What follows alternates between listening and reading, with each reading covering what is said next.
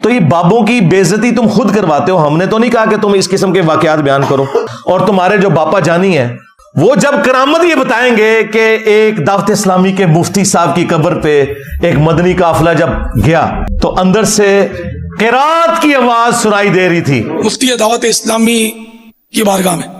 تو انہوں نے وہ بتایا کہ ہم اس وقت مفتی دعوت اسلامی قدس سر السامی کے مزار پر حاضر ہیں، اور ہم دونوں نے بالکل ہوش و حواس میں اپنے کانوں سے سنا کہ اندر میں با جماعت نماز پڑھی جا رہی ہے، اندر میں نماز پڑھی جا رہی ہے. باقاعدہ قراءت سنائی گئی ہم کو، ظہر کا وقت تھا، باقاعدہ وہ قراءت سنائی دی گئی. ظہر کا وقت تھا، باقاعدہ وہ قراءت سنائی دی گئی. ظہر کا وقت تھا، باقاعدہ وہ قراءت سنائی دی گئی. اور سلام پھیرنے کے بعد اللہم انت السلاموں کی دعا بھی ہم نے سنی. اور باپا جانی سے غلطی یہ ہو گئی کہ وہ کہتے ہیں جی زہر کی نماز کا وقت تھا اور قبر سے آواز آ رہی تھی قرات کی. اندازہ کرو زہر میں تو قرات اونچی آواز سے ہوتی نہیں ہے. اور خود فقہ حنفی کا بھی مسئلہ ہے کہ اگر زہر اثر میں کوئی اونچی قرات کرے گا تو سجدہ صاحب واجب ہو جائے گا. ساتھ ہی ہونا چاہیے تھا قرات کی آواز آ رہی تھی اور بعد میں کسی نے لقمہ باہر سے دیا تو انہوں نے اینڈ پہ سجدہ صاحب کر لیا. اور دیکھے وہ ریکارڈنگ کرنے والوں نے ریکارڈ کیا اور کسی بیوقوف کا بھی دماغ نہیں اس طرف گیا، عقل مندوں کا تو جانا ہی نہیں تھا، بیوقوفوں کا چلا جاتا کہ اللہ کے بندو اس میں تو اس نے زور کے نماز کا نام لے لیا، ویسے جنرل بات کر دیتا تو یہ کہانی چل جاتی. اس سے پتہ چلا کہ یہ ٹیکنیکل جو خرابیاں بیچ میں چھوڑتے ہیں نا اس کی وجہ سے ہمیں پتہ چل جاتا ہے یہ کہانیاں گھڑتے ہیں بیٹھ کے.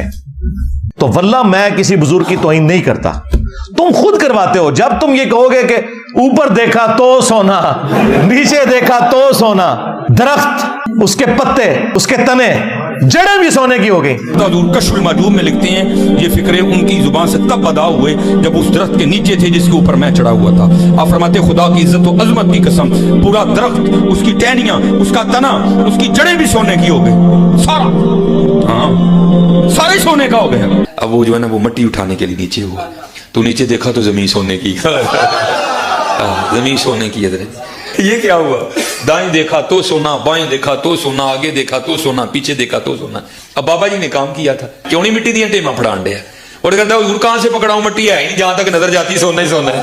اب وہ واقعہ اگر کشف المحجوب میں علی حجویری صاحب نے لکھ دیا ہے تو اللہ کے بندو واللہ عالم انہوں نے لکھا نہیں لکھا، انہوں نے بھی لکھا تب بھی اللہ کے بندو یہ پاسبل ہے؟ مجھے بتاؤ، اللہ سے ڈر جاؤ.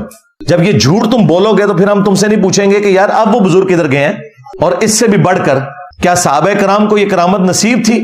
صحیح بخاری میں تو آتا ہے کہ حضرت ابوبکر جب خلیفہ بنائے گئے تو انہوں نے کہا کہ لوگوں تم خوب جانتے ہو کہ میرا کاروبار بڑے اچھے طریقے سے چل رہا تھا، لیکن اب خلافت کی ذمہ داری تم نے مجھ پہ ڈال دی ہے تو میں اپنے بچوں کو کہاں سے کھلاؤں گا، کیونکہ میں تو اوپر دیکھو تو سونا، نیچے دیکھو تو سونا تو نہیں کر سکتا. تو صحابہ کرام نے مشورہ کر کے ایک مہاجر کے برابر ان کا وظیفہ بیت المال سے لگایا.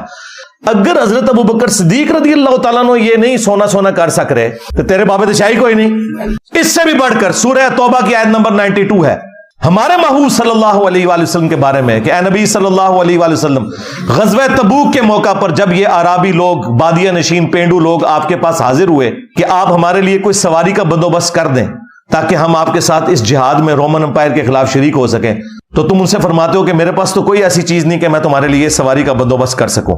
تم دیکھتے ہو کہ یہ تم سے اس حال میں واپس پلٹتے ہیں کہ ان کی آنکھیں آنسوں سے تر ہوتی ہیں اس غم کے سبب کہ یہ جہاد میں شریک نہیں ہو سکیں گے.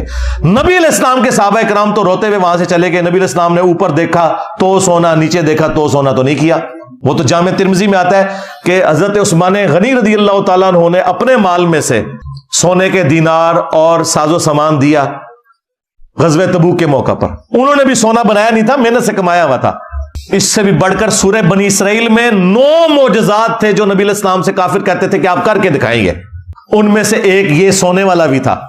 اس کا سونے کا کوئی گھر بن جائے، اوپر دیکھو تو سونا، نیچے دیکھو تو سونا ہو جائے. تو اس کے جواب میں کہا گیا نبی تم فرما دو کہ میں بشر ہوں، رسول ہوں، یہ میرا کام نہیں ہے کہ یہ معجزات میں خود سے دکھا سکوں.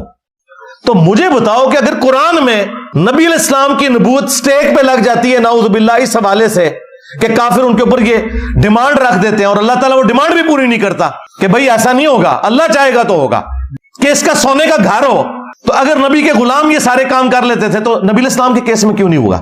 دنیا بقدر ایفرٹ ہے یار اس لیے قرآن و حدیث ڈائریکٹ نہیں پڑھنے دیتے, کہتے ہیں تم گمراہ ہو جاؤ گے, یعنی کہ راستے پہ آ جاؤ گے. تو جب تم اس قسم کے جھوٹے واقعات کو دین بنا کے پیش کرو گے تو پھر تو ہم یہ کہیں گے. اور دیکھیں کہ وہ پاپا جانی جو ہے ان کو بھی یہ کہہ رہے کہ جی میرے لیے دعا کریں, تو وہ باپا جانی بھی آگے سے کہتے ہیں کہ میں بھی آپ کے کلپ دیکھتا رہتا ہوں. بالکل باپا جانی کو دیکھنا چاہیے نے. السلام علیکم ورحمۃ اللہ وبرکاتہ. وعلیکم السلام ورحمۃ اللہ. یاکوٹ سے محمد سلیمان مصباحی. بس دعا فرما دیں یار کے دروازے پہ زندہ رہیں اور یار کے دروازے پہ موت آئے. سبحان اللہ, آمین. یہ جو یار بدلنے والا معاملہ ہے نا, اللہ اس سے بچا لے. ماشاء اللہ, آمین. ماشاء اللہ, ماشاء اللہ. آپ کی آواز سن کر ہی سبحان اللہ کی آواز میری توجہ گئی.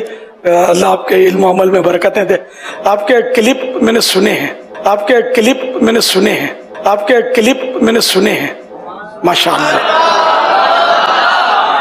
بارک اللہ فیکم. وہ اس تو بڑے کہانی باز نے. ظاہر ہے کیونکہ مجھے تو اس کا فرسٹ ہینڈ نالج اس لیے ہے کہ میں نے اپنی جوانی کے 10 سال اس جماعت کو دیے میں, میٹرک کی لائف سے لے کے انجینئرنگ یونیورسٹی کے فارغ ہونے تک گرین پگڑی باندھی ہوئی ہے. باپا جانی کے گھر بیٹھ کے ان کے ساتھ ایک پلیٹ میں کھانا کھایا ہوا ہے 1999 میں. اس لیے تو ہم کہتے ہیں کہ وہ بھی کیا دن تھے.